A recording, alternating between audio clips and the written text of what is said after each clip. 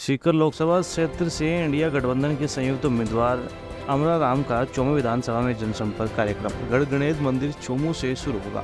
सुबह 7 बजे से टाकराड़ा, सुबह 7:30 बजे जयसिंहपुरा, गुवारडी 8 बजे, नारसिंहपुरा 8:30 बजे, कालाडेरा 9 बजे, गिनोई, विमलपुरा, कररपुरा 9:30 बजे, गोरी कबास, गोपीनाथ बावड़ी 11 बजे, मंडा डोला कबास बाईपास 12 बजे, हस्तेड़ा 1 बजे, आष्टी कला खुर्द 1:30 बजे, किशनपुरा दोपहर 2 बजे, नांगल गोविंद, रंजीतपुरा बगड़ी, सिरसा दोपहर 3 बजे, गुड़ली या छोटा गुड़ा दोपहर 4 बजे, भूतेड़ा, बागड़ों का बास, हाबू का बास शाम 5 बजे, आलीसर शाम 5:30 बजे, सर शाम 6 बजे, मलिकपुर सीतारामपुरा शाम 6:30 बजे तक का प्रोग्राम है।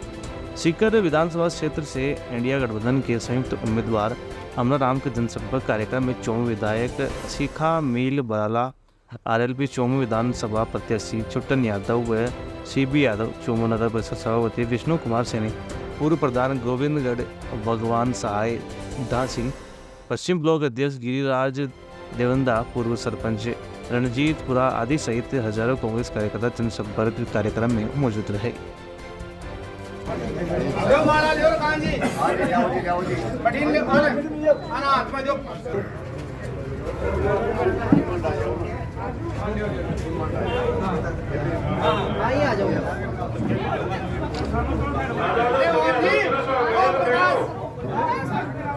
अपने साथ अमरा राम जी बैठे हैं। अभी पिछले चुनाव में, विधानसभा चुनाव में थाकी बेटी ने थे जो आशीर्वाद दियो, भैया कोई आशीर्वाद थाके साथी ने अमरा राम जी ने अगर मिले लो तो आपा और मजबूत होवाला, अपनी आवाज मजबूत होवेली, और जो भी अपनी जन जन की समस्या है, आज चोमू की सबसे बड़ी समस्या है पानी की। पानी के लिए आपा पहले से लड़ाई लड़ रहा, वे लड़ाई ने और अगर मजबूती देनी है, आपा ने पानी चाहे, जल ही जीवन है, सबने जान है। अगर आपने पानी चाहे, ना पिछली ईआरसीपी की योजना में, ना अभी संशोधित ईआरसीपी योजना में चोमू को नाम है। भाई चोमू कौन सा कोई बुरो करे छे, चोमू वोट को नहीं दे कि कहीं छे। तो अगर आपने वोट की गिनती करानी है, अपनी आवाज में ताकत लानी है, तो आपने अमरा राम जी ने वोट दे और दिल्ली की संसद में पहुंचाना बोलो, ताकि वह अपनी बात बढ़े रख सके। लोकप्रिय और किसान केसरी के रूप में सदैव अपना किसान सरकारी को समर्पित करने वाले हमारे लोकप्रिय उम्मीदवार अमरा राम जी के जनसंपर्क कार्यक्रम में लालेपुरा, विमलपुरा इस पावन धारा पर पधारने पर हमारे सरपंच साहब, गांव के मौजूद व्यक्तियों, बड़े बुजुर्गों, किसान सरदारी द्वारा जो भव्य स्वागत किया, उसके लिए दोनों हाथों से ताली बजाकर इनका स्वागत करें, अभिनंदन करें। साथ में इंडिया गठबंधन के तमाम नेतागण, ज्यादा बात मैं कुछ नहीं कहूंगा, आपको इतना कहूंगा कि नौजवान साथियों, बड़े बुजुर्गों, किसान बंधुओं, प्रदेश और देश के हालात आप सब लोगों से छुपे हुए नहीं है। कैसी तानाशाही है सरकारें, कैसे नौजवान का रोजगार छीन रही है, किसान को आत्महत्या करने पर मजबूर कर रही है।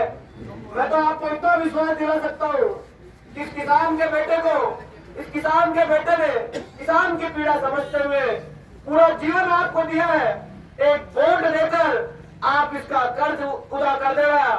सरकार कर रहा और ही काला कानूनों के खिलाफ 14 बना करी देश की राजधानी के बोर्डर पर होगा वो काम करे, और जो भी काम हाथ में लियो, जीत पाऊं पहले वापस घेरा जा पाओ, काम कभी करो चाहे कोई से आंदोलन लगे हो। ये मेरे को आज निवेदन है। 8 साल में देखा बाबा जी कांगरपुरा में कितनी बार आया, सरपंच बदलता ही काम जो विकास कार्य बनो निरस्त तौर पर 3 काम न अपने बीच में आया, न दुख सुख में आया, न अपनी बड़ी चाहे वो पानी को सवाल हुआ, किसान के भाव को सवाल हुआ, चाहे नौजवान के रोजगार को सवाल हुआ। 10 साल पहले क्यों वायदा कर गया कि देश का किसान ने एमएसपी जाना, कि देश का नौजवान ने हर साल 2 करोड़ ने नौकरी और काम देगा, और 80 लाख करोड़ रुपया कालो धन विदेशों में है। 100 दिन में पाई लिया अंगार हर देशवासी के खाते में 15 लाख आ जाएगा। अब के गए मैं तो जुमला, तो अब आपने भी जुमला दिखा देना है। वो मौको दे तो जादू नहीं दिखाऊंगा। बाबू जी तो कहेगा मत सागा वोटा की जरूरत ही को नहीं, क्यों बना मैंने टेक दिया ना, 3 लाख को जिता दिया। ये मेरे तो निवेदन है कि केवल और केवल अब चुनाव केवल जनता की जो समस्याएं इस सरकार के कारण पैदा हुई है उनका समाधान हो, उनकी आवाज इस देश की संसद तक पहुंचे। तो मेरा तो आपसे तमाम से इतना ही निवेदन है कि आने वाली 19 अप्रैल तक अपने आप को उम्मीदवार समझकर एक मतदाता के पास आपको जाना है। 19 तारीख को मत गिराना है और फिर 19 तारीख के बाद सड़क से संसद तक छत्तीस कौम के हक और अधिकारों के लिए लड़ने की जिम्मेदारी अमरा राम की होगी। आप सब आए, स्वागत किया, बहुत बहुत धन्यवाद। जय हिंद, जय भारत। छोड़ रगर सड़क पे घूम रहे हूँ और कोई घूम रहे, क्योंकि देश का मायने क्यों ना क्यों यानी चीज वह रही है जिन्हें बचावा की जरूरत है, जो शायद आपका कुछ लोग ज्यादा समझ रहे थे, कुछ लोग कम समझ रहे थे, है ना। तो सरपंच साहब तो अभी स्वागत करेला राजेंद्र जी संक्षिप्त में बोल सकते बड़े प्रोफेसर बड़े आदरणीय सभी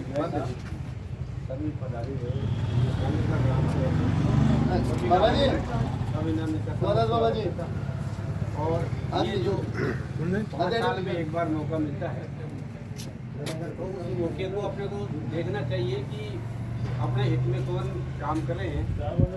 आजकल सभी अपने समझदार है और अपने हित को समझते हुए अपने को जो एक मौका आता है उसका प्रयोग करना चाहिए।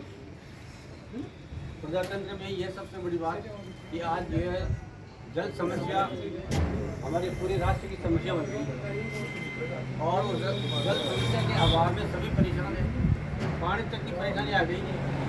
तो सभी मुद्दों को सॉल्व करेंगे। अपना पहला मुद्दा जो है पानी का है। अगर हम सब मिलकर के इस मुद्दे को उठाएंगे तो नदियों को सरकारों को जोड़ना ही पड़ेगा। तो सभी एक हो करके और अपनी मांग जो जल की मांग है